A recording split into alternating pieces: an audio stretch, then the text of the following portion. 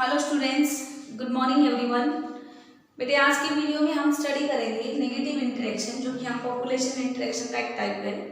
मैं आपको बिगिनिंग से प्रीवियस कुछ वीडियो से पॉपुलेशन इंटरेक्शन के बारे में बता रही हूँ कि पॉपुलेशन इंटरेक्शन में हमने देखा था कि 3 टाइप्स का था। First one was neutral, second is negative and third one is positive.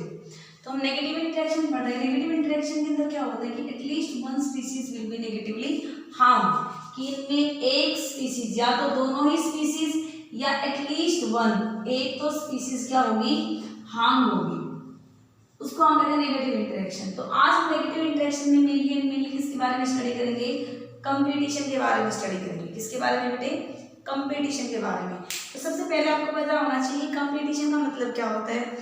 अब अगर हम ये कहें, सपोज करो कि भाई कोई दो स्पीसीज है, दो ऑर्गेनिज्म है, दोनों को खाने के लिए चॉकलेट चाहिए और हमारे पास चॉकलेट है एक, तो क्या होंगे, दोनों आपस में compete करेंगे उस चॉकलेट के लिए। जैसे कि आप सब लोग नीट की प्रिपेयर कर रहे हैं और नीट की प्रिपरेशन के लिए मान लो देर आर लिमिटेड सीट तो होती हैं, लेकिन नीट के एप्लीकेंट कितने होते हैं, थाउजेंड्स ऑफ एप्लीकेंट होते हैं। और सपोज करो कि हमारे पास 100 सीट है और उसके लिए एप्लीकेंट कितने हैं, 2000। तो क्या करेंगे, हम एक टेस्ट कंडक्ट कराते हैं।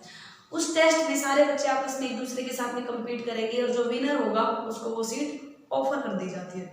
इसी तरीके से नेचुरल रिसोर्स के लिए भी ऑर्गेनिज्म के बीच में कंपटीशन होता है। अगर नेचुरल रिसोर्स लिमिटेड है और हमारे पास स्पीसीज ज़्यादा है तो उन स्पीसीज में क्या होगा, कंपटीशन होगा। डार्विन ने क्या बताया था, डार्विन ने फिटनेस के बारे में बताया था, survival of fittest and struggle for existence. तो उसने किसके बारे में भी बताया था, इंटरस्पेसिफिक कंपटीशन के बारे में बताया था कि दो स्पीसीज आपस में सेम रिसोर्स के लिए compete कर रही हैं and that is the reason for the organic evolution. और ये इंटरस्पेसिफिक कंपटीशन ही क्या था, ऑर्गेनिक इवोल्यूशन के लिए एक मेन रीजन बना था। मतलब कुछ स्पीसीज किसी सेम रिसोर्स के लिए compete कर रही है तो उनकी बॉडी में कुछ टाइप के चेंजेस आने शुरू हो जाते हैं। हालांकि ये एक अलग इवोल्यूशन का पार्ट है, बट हमें यहाँ पे क्या प्रूफ मिला था डार्विन की तरफ से कि स्ट्रगल फॉर एग्जिस्टेंस किस वजह से हो रहा है, बिकॉज ऑफ इंटरस्पेसिफिक कंपटीशन। हालांकि ये कहा जाता है बेटे कि जो कंपटीशन है वो क्लोजली रिलेटेड स्पीसीज के बीच में होता है। When closely related species compete for same resource. जब सेम रिसोर्स के लिए क्लोजली रिलेटेड स्पीसीज compete करती हैं तो उसको कंपटीशन कहते हैं। But this is not entirely true, this is not exactly true, क्योंकि कई बार टोटली अनरिलेटेड स्पीसीज हैं वो भी कंपटीशन शो करते हैं। They also shows competition for the same resource, ठीक है, वो भी सेम ही रिसोर्स के लिए कंपटीशन शो करते हैं। ऐसे कई सारे एग्जांपल पढ़ेंगे बेटा जहाँ पे दो स्पीसीज हैं जो बिल्कुल एक दूसरे से अनरिलेटेड होती हैं और वो कंपटीशन शो करती हैं। जैसे कि अमेरिका के अंदर एक लेक थी जिसका उसमें फ्लेमिंगोज आए थे, ठीक है, अमेरिका में एक लेक थी, अमेरिकन लेक में फ्लेमिंगोज की विजिट हुई and they compete for the fishes. वो compete किए फिशेज के साथ, किस चीज के लिए, फॉर देयर फूड, किसके लिए, जू प्लैंक्टन्स पे फीड कर रहे थे वो सारे के सारे। ओके, तो हम किस तरीके से डिफाइन करते हैं कंपटीशन को, देखेंगे। It is the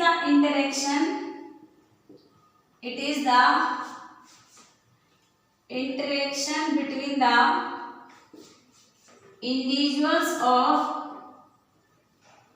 individuals of same species or different species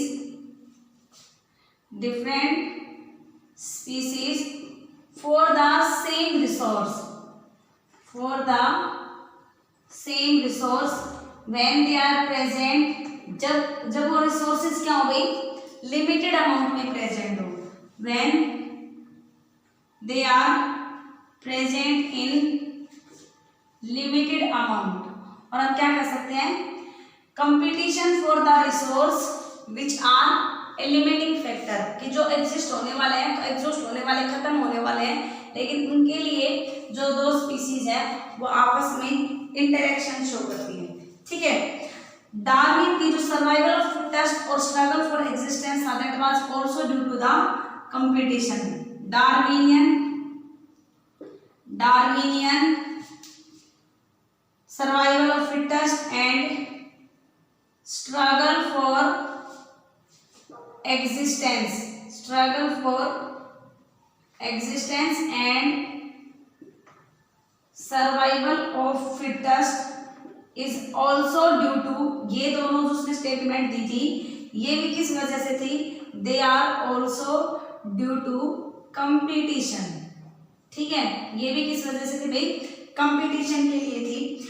हालांकि हम क्या कहते हैं बेटा कि कंपटीशन के अंदर एक स्पीसीज दूसरी स्पीसीज की फीडिंग एफिशिएंसी को इंटरफेयर करती है।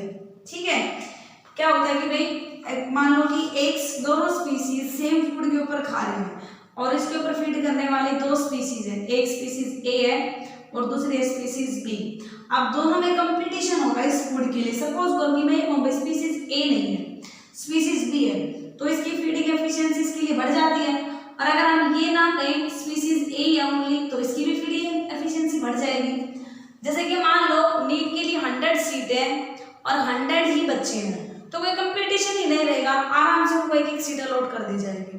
तो इसी तरीके से क्या होता है कि अगर मान लो कोई दूसरी स्पीसीज नहीं है, जो ज़्यादा स्पीसीज नहीं है रिसोर्स से ज़्यादा, तो उनके बीच में कोई कंपटीशन नहीं होता है और उसकी फीडिंग एफिशिएंसी को इंक्रीज कर दिया जाता है। तो हम कंपटीशन को कैसे भी डिफाइन कर सकते हैं बेटा, ये एक ऐसी प्रोसेस होती है जिसमें एक स्पीसीज की फिटनेस को क्या कर दिया जाता है, fitness of one species is significantly lower in the presence of another species.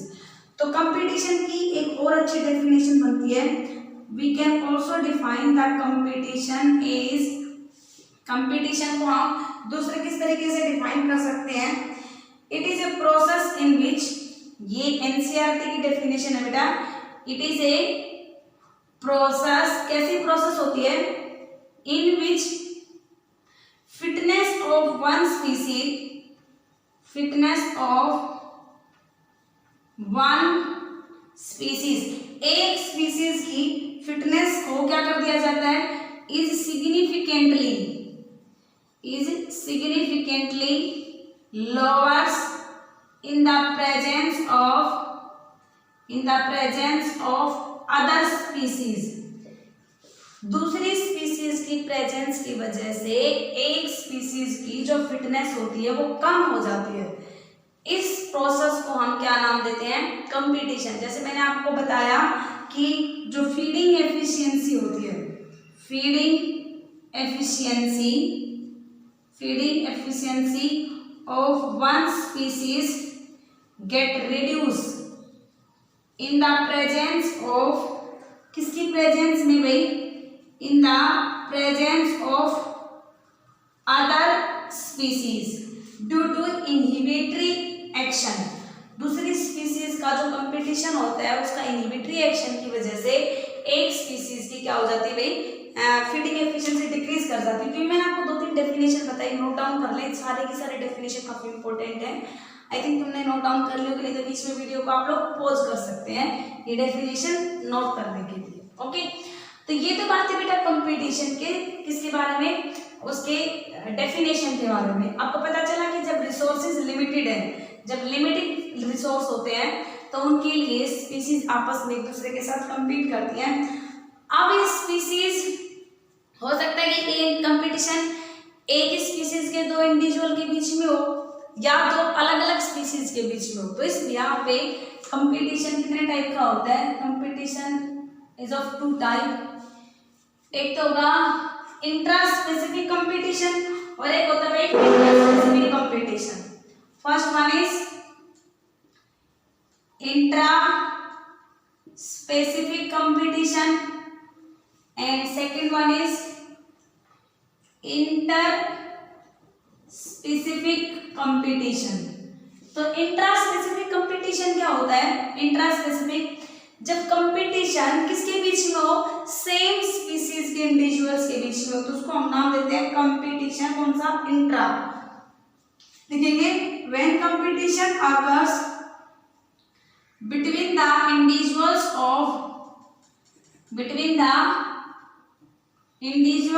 of same species for same resources, एक ही स्पीसीज के इंडिविजुअल्स के बीच में, तो उसको हम नाम देंगे इंट्रा स्पेसिफिक। जबकि इंटर स्पेसिफिक में क्या होगा, जो इंडिविजुअल्स है वो अलग अलग स्पीसीज से रिलेट करेंगे। When competition occurs between the individuals of different species। अब मुझे एक बात बताएं, जो सेम स्पीसीज के इंडिविजुअल्स हैं उनके बीच में ज्यादा इंटेंस कंपटीशन होता है डिफरेंट स्पीसीज के बीच में। मान लो हम सारे ह्यूमन बींग्स हैं, सबकी जरूरतें एक जैसी हैं, हम सारे के सारे ऑक्सीजन के ऊपर डिपेंड करते हैं, हम सारे वैसे ही प्लांट मटेरियल पे डिपेंड करते हैं, ऑलमोस्ट मोर और लेस हम सबकी कैसी रिक्वायरमेंट सेम है। अनरिलेटेड स्पीसीज की जो रिक्वायरमेंट है वो थोड़ी सी डिफरेंट भी हो सकती है। तो कौन सा ज्यादा इंटेंस होता है, ये वाला, ये क्या होगा, it is more intense then the inter specific competition, उसकी बजाय ये ज्यादा इंटेंस हो। इसमें बेटा देखेंगे इंट्रा स्पेसिफिक कंपटीशन में मैं आपको एग्जांपल देती हूँ। सपोज करो कि हमने number of seeds are grown in an area, एक एरिया के अंदर हमने बहुत सारे सीड ग्रो कर दिए और उसमें जो सीडलिंग्स बने वो क्या होंगे, a few seedlings will survive. क्यों भाई, अब सपोज करो कि हम थोड़े से एरिया के अंदर हजारों सीड्स ग्रो करते हैं और हजारों सीड में से सारे के सारे जर्मिनेट भी किए, लेकिन जो सीडलिंग है वो कुछ एक ही ग्रो करते हैं। क्यों, क्योंकि सारे के सारे सेम एरिया में हैं, सेम रिसोर्स को यूटिलाइज कर रहे हैं, सेम टाइप की अडेप्टेशन शो कर रहे हैं, तो ऑब्वियस सी बात है उनके अंदर हर चीज के लिए कंपटीशन है, तो उसमें कुछ सर्वाइव करते हैं और कुछ डेड कर जाते हैं। इसी तरीके से मैं आपको एक एग्जांपल बताती हूँ कि जिनका हम एग्जांपल लेते हैं। सपोज करो कि फ्लोर बीटल का, फॉर एग्जांपल हम फ्लोर बीटल्स को एक जगह पे रख देते हैं। कितनी अमाउंट में रखते हैं, एक जगह पे हमने एक रखा, एक जगह पे हमने 8 फ्लोर बीटल रखे, एक जगह पे हमने 40 फ्लोर बीटल रखे और एक जगह पे हमने 80 फ्लोर बीटल रखे। ठीक है ना, तो इनकी नेटेलिटी का मतलब किसने कितने नए फ्लोर बीटल बनाए, उनकी जो बर्थ रेट होगी, नेटेलिटी होगी, वो जो ये वाला है ना ये तो 10 बना देगा, जो ये वाला है जहाँ पे 8 है वो 6 बना रहे हैं, ये जो जहाँ पे 40 है वो 2 नए बीटल बना रहे हैं, ये वाला सिर्फ 1 बना रहा है। अब सोचो नेटेलिटी देखो डिक्रीज होती चलेगी। क्यों भाई, क्योंकि जहाँ पे जितने ज्यादा फ्लोर बीटल होंगे वहां पे उतना ही ज्यादा कंपटीशन बढ़ रहा है, तो वो सारी अपनी एनर्जी तो एक दूसरे के साथ कंपटीशन में लगा रहे हैं। कुछ मर गए, कुछ बचे, जो बचे वो भी compete कर रहे हैं, उनको रिसोर्स मिले कि नहीं मिले, इसलिए वहां पे उनकी ग्रोथ बहुत ही कम हुई और उन्होंने बहुत ही कम ने रिप्रोड्यूस किया और एक ही नया फ्लोर बीटल बनाया था। मीन्स कि यहाँ पे क्या हो रहा है, it is A type of the competition जो सेम रिसोर्स के लिए हो रहा है।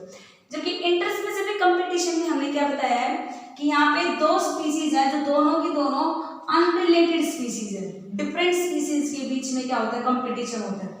तो इंटरस्पेसिफिक में क्या होता है बेटा, जो सुपीरियर स्पीसीज होती है ना, जो सुपीरियर स्पीसीज होगी दैट विल एलिमिनेट द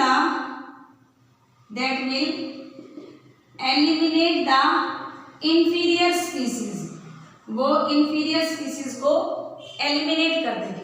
और इसी बात को गॉस ने अपने प्रिंसिपल के थ्रू एक्सप्लेन किया था, जिसको हम क्या नाम देते हैं, Gauss principle of competitive exclusion. क्या नाम देते हैं हम, Gauss principle of competitive exclusion. ये मैंने आपको पहले भी बताया है लेकिन फिर से बता देती हूँ।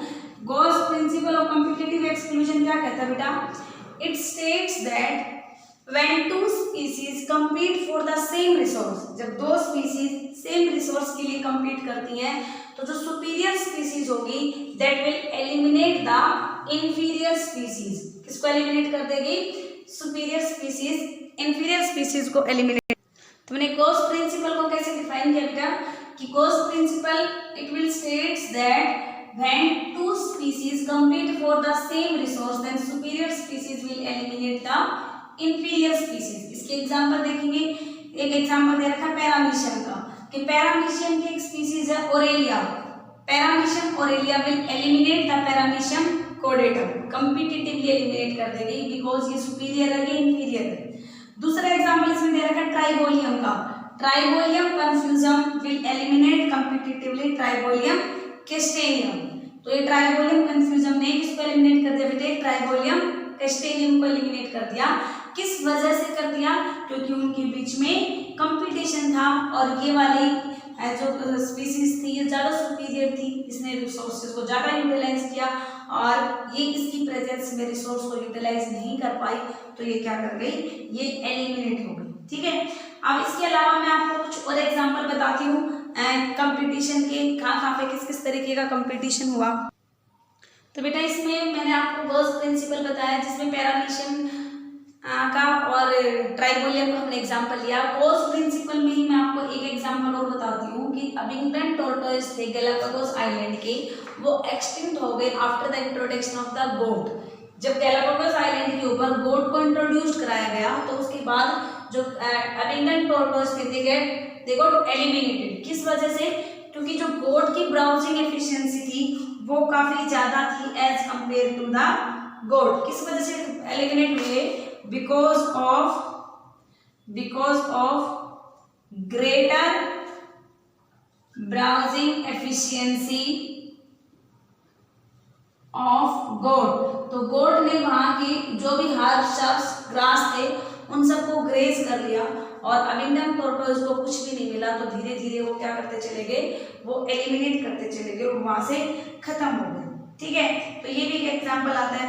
इसके अलावा बेटा मैं आपको कंपटीशन के एग्जांपल, जैसे कि आपको मैंने बताया था कि जरूरी नहीं है कि हमेशा सेम स्पीसीज ही आपस में कम्पीट करती है, अनरिलेटेड स्पीसीज के बीच में भी कंपटीशन होता है। जैसे कि अमेरिका के अंदर एक लेक थी, अमेरिकन लेक, उसमें जो फ्लेमिंगोज थे वो कम्पीट करते हैं वहाँ की फिशेज के साथ। किस चीज के लिए? For the common food that is presence of the zooplanktons. Zooplanktons की वजह से फ्लेमिंगोज में और फिशेस में जो बिल्कुल एक दूसरे से अनरिलेटेड होती हैं, इनके बीच में भी कंपटीशन हुआ। तो हम ये नहीं कह सकते कि हमेशा सेम स्पीसीज के ही इंडिविजुअल आपस में compete करेंगे, डिफरेंट स्पीसीज के इंडिविजुअल्स भी आपस में compete कर सकते हैं। ठीक है, तो यहाँ पे क्या शो कर रहे हैं बेटा? यहाँ पे क्या कह रहे हैं कि एक स्पीसीज के प्रेजेंट होने की वजह से दूसरी स्पीसीज की, जो मैंने आपको बताई थी, फीडिंग एफिशिएंसी डिक्रीज कर जाती है ना, क्योंकि दूसरी स्पीसीज पहले वाले की प्रेजेंस में अच्छे तरीके से क्या नहीं कर पाती है? फीड नहीं कर पाती है। और इसको हम क्या नाम भी दे सकते हैं? इसके लिए हम एक दूसरे टर्म यूज कर सकते हैं, interference competition. Interference competition. Interference competition को तुम कैसे डिफाइन करोगे? तुम वही बातें बताओगे कि feeding efficiency of one species, feeding efficiency of one species get reduced in the presence of other species। एक दूसरे स्पीसीज के प्रेजेंट होने की वजह से पहले वाली स्पीसीज की फीडिंग एफिशिएंसी डिक्रीज कर जाती है due to inhibitory effect, due to inhibitory presence, reduce in the presence of, या फिर ये लिख सकते हैं get reduced due to inhibitory species। दूसरी इनहिबिटरी स्पीसीज मतलब जो सेम रिसोर्स के लिए compete कर रही है, तो पहले वाली स्पीसीज की फीडिंग एफिशिएंसी को डिक्रीज कर रही है। ठीक है, एक टर्म यहाँ पे ये भी पूछी जाती है जिसको हम नाम देते हैं कंपटीशन रिलीज। कंपटीशन रिलीज का मतलब क्या है? देखो बेटा, सपोज करो मैं ये कहती हूँ यहाँ पे दो स्पीसीज है, एक ये स्पीसीज है और एक ये स्पीसीज है, स्पीसीज ए और स्पीसीज बी। अभी दोनों सेम फूड के ऊपर फीड करती हैं। अगर मान लो क्या होगा, इस स्पीसीज ने अपने आप को बचाने के लिए अपने एरिया को, अपने निशे को क्या कर लिया? कॉन्स्ट्रिक्ट कर लिया, छोटा कर लिया, ताकि भाई इतने एरिया में मैं खा लूं और इतने वाले एरिया में ये वाली स्पीसीज खा ले। उन्होंने कॉम्प्रोमाइज किया एक दूसरे से कंपटीशन से बचने के लिए और अपने एक्सटिंक्शन से को प्रिवेंट करने के लिए। लेकिन अगर मान लो हम एक स्पीसीज को एलिमिनेट कर दे, चाहे ए को कर दे चाहे बी को कर दे, तो ये अपने निशे को एक्सपेंड कर लेंगी, करेंगे कि नहीं? क्योंकि दूसरा तो कोई है ही नहीं इसको मारने वाला, तो ये क्या करेगा, अपने निशे को एक्सपेंड कर लेती है और इसी को हम कंपटीशन रिलीज कहते हैं। तो कैसे डिफाइन करते हैं, स्पीसीज हैव restricted distribution किस वजह से? Species have restricted distribution due to presence of a competitively superior species. Due to presence of a competitively superior species. एक सुपीरियर स्पीसीज होने की वजह से वो अपने डिस्ट्रीब्यूशन को, अपने निशे को कॉन्स्ट्रिक्ट करके रखती है, लिमिटेड करके रखती है। लेकिन but if superior species get eliminate, अगर हम सुपीरियर स्पीसीज को रिमूव कर देते हैं, if superior species get removed from the area, then inferior species will expand its distribution and density, अपने डिस्ट्रीब्यूशन को और डेंसिटी को वो एक्सपेंड कर लेगी। दिस इज कॉल्ड, इसी को हम क्या नाम देते हैं, कंपटीशन रिलीज। कि अगर कंपटीशन को खत्म कर दिया जाए, अगर सुपीरियर स्पीसीज को हटा दिया जाए, तो इंफीरियर स्पीसीज की जो डिस्ट्रीब्यूशन रेंज है वो ज़्यादा हो जाएगी। और इसको बेटा एक्सपेरिमेंटली प्रूव किया था इस साइंटिस्ट ने, जिसका नाम था कॉनल्स